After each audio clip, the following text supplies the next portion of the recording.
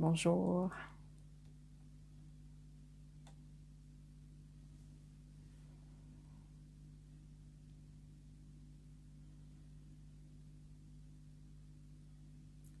Je vous propose aujourd'hui qu'on échange un petit peu sur la pratique avec les autres.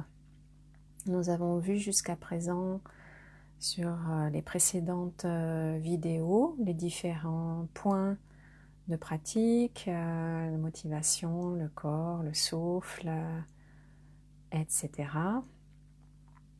Et ici, rappelez que il y a également des pratiques spécifiques qui intègrent le relationnel. C'est un aspect très important qui nous permet d'intégrer et d'approfondir la pratique dans la vie quotidienne. Il va y avoir deux possibilités d'entraînement avec les autres. Il va y avoir le temps de l'assise quotidienne. Et donc nous procédons d'une certaine façon, puisque là, a priori, dans l'assise, nous allons être seuls, ou si nous sommes avec d'autres personnes, c'est dans un contexte de cercle de méditation, donc il n'y a pas particulièrement d'interaction, une simple présence. Voilà, ou sinon tout simplement tout seul dans la pièce. Et puis il va y avoir donc un autre aspect de la pratique qui va être donc en interaction. C'est-à-dire, en même temps, on prend la parole, on se regarde, voilà, il se passe quelque chose avec l'autre.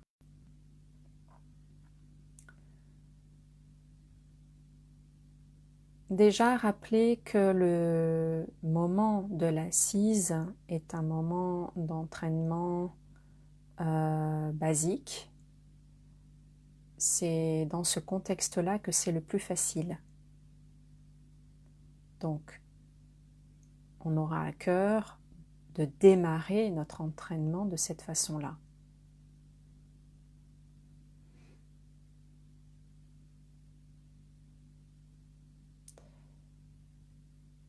L'objectif, il y en a plusieurs en réalité, même si fondamentalement c'est toujours de reconnaître ce que nous sommes profondément. Cela passe par un chemin d'altérité. L'objectif, c'est de développer l'altruisme, de développer l'empathie, une empathie qui ne fait pas l'éponge, de développer un bon cœur envers autrui comme envers soi-même. Donc, en situation d'assise, lorsque nous avons développé une suffisante attention stable, nous pouvons, dans ce versant d'empathie et d'altruisme, envisager les personnes qui sont autour de nous. Si nous sommes en cercle de méditation, c'est assez simple. Et tout comme nous nous sommes entraînés à nous ouvrir à notre environnement, nous nous ouvrons également à la présence d'autrui.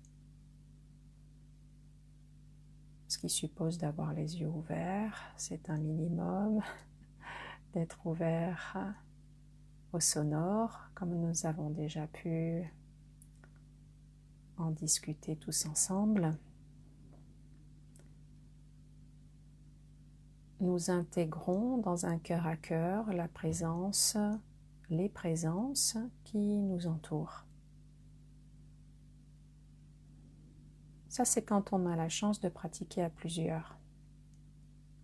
Ça se fait, j'allais dire, spontanément, dans un esprit de fraternité ou de sororité, dans un esprit de même famille de pratiquants,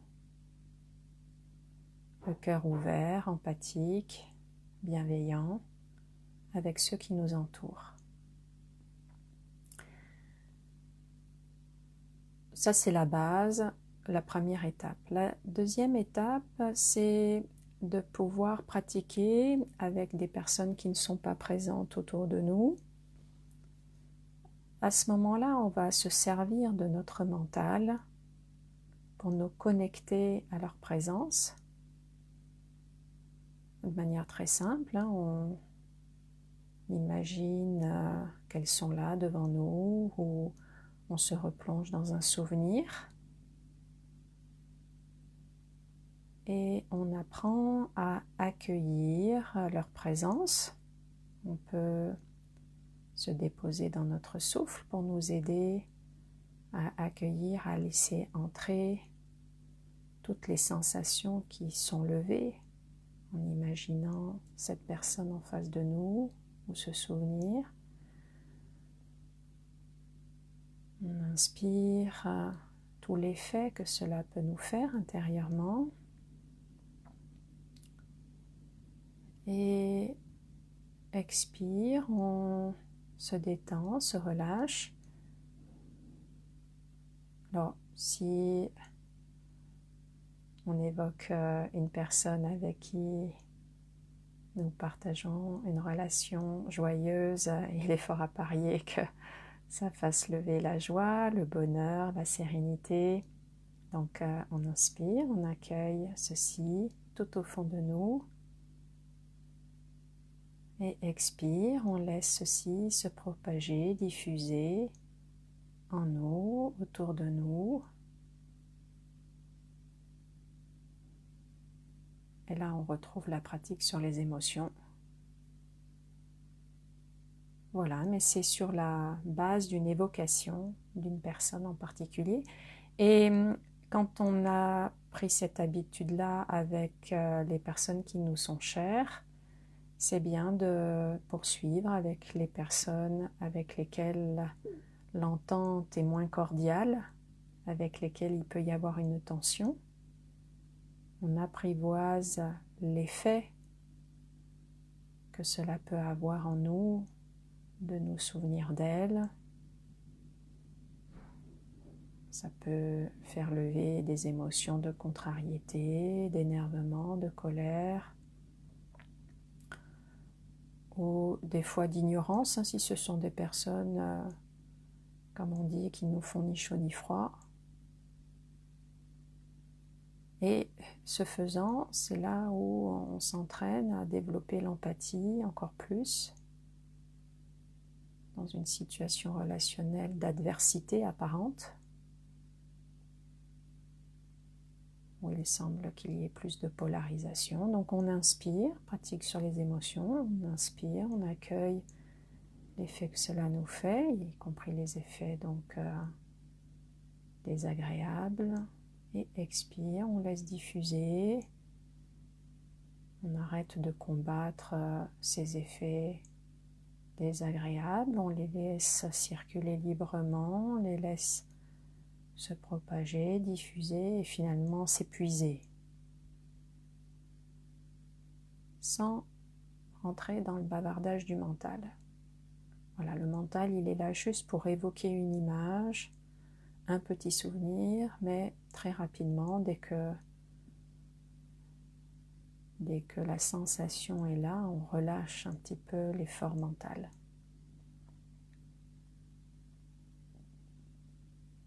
Donc ça, c'est pour la pratique sur le coussin ou sur la chaise, pratique en assise.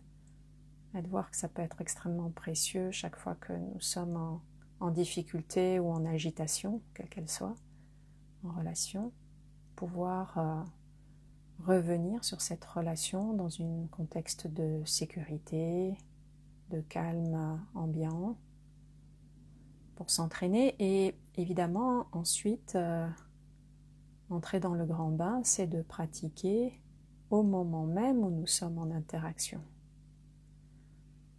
C'est quelque chose que l'on fait spontanément lorsque nous sommes dans une attitude de communion avec l'autre, où on embrasse l'autre. Quand on fait un hug, généralement on a cet état d'esprit d'accueillir l'effet de cette rencontre en nous. Et expire, on laisse diffuser sans s'accrocher, sans rien chercher à alimenter. Et c'est un peu de développer cet état d'esprit de communion, d'accueil inconditionnel vis-à-vis de toutes les personnes. Ça ne veut pas dire rentrer dans un état d'esprit qui ne s'exprimerait qu'à travers une douceur. Il y a une douceur d'esprit, mais l'expression peut être vive et, j'allais dire même des fois tranchante. Mais il y a surtout un positionnement de cœur à cœur intérieurement qui, dans la détente, va pouvoir s'exprimer de manière extrêmement adaptée dans l'instant de la relation, de la situation relationnelle. Voilà pour un petit éclairage. Et là, ça suppose un véritable entraînement. Et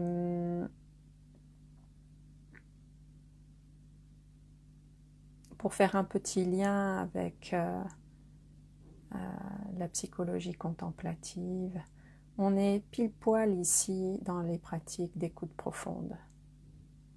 Donc voilà, d'apprendre à rester attentif aux effets intérieurs. C'est pas la personne qui est en train de nous appuyer sur un bouton et de nous faire vivre ceci ou cela. C'est nous-mêmes qui faisons ça en interaction. Et d'apprendre donc à accueillir tout ce qui émerge en nous, à laisser diffuser tout ce qui est apparu en nous, sans s'accrocher.